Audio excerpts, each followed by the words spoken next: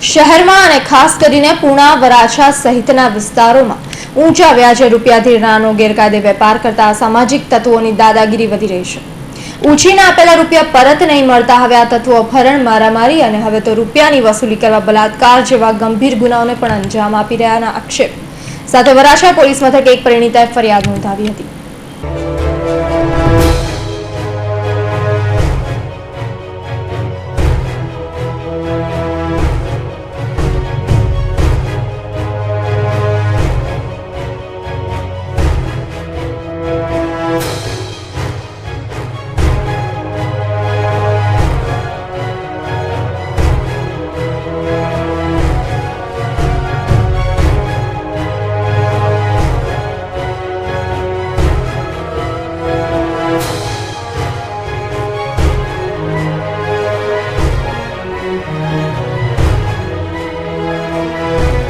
વરાછા વિસ્તારમાં રહેતા યુવાને મુન્ના ભરવાડ પાસેથી લીધેલા ઉછીના રૂપિયા પરત મેળવવા માટે ધાકધમકી આપી એક પરિણીતા પર બલાત્કાર ગુજારાયો હતો।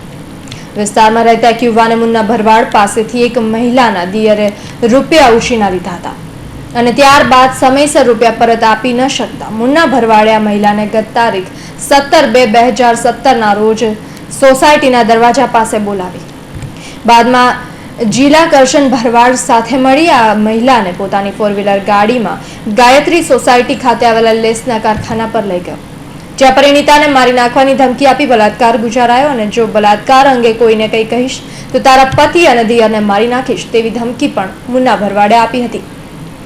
આખરે ગઈ મોડી રાત્રિએ પરિણીતાએ મુન્ના ભરવાડ અને જીલા ભરવાડ વિરુદ્ધ વરાછા પોલીસ સ્ટેશનમાં ફરિયાદ નોંધાવી।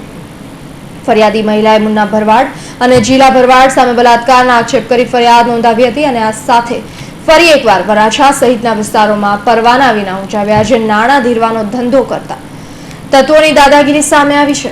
છેલ્લા કેટલાક સમયમાં ઉછીના રૂપિયા લેનારાઓના અપહરણ થઈ રહ્યા છે, માર મારવામાં આવી રહ્યા છે અને હવે બલાત્કાર જેવા ગંભીર ગુનાઓ પણ થઈ રહ્યા છે।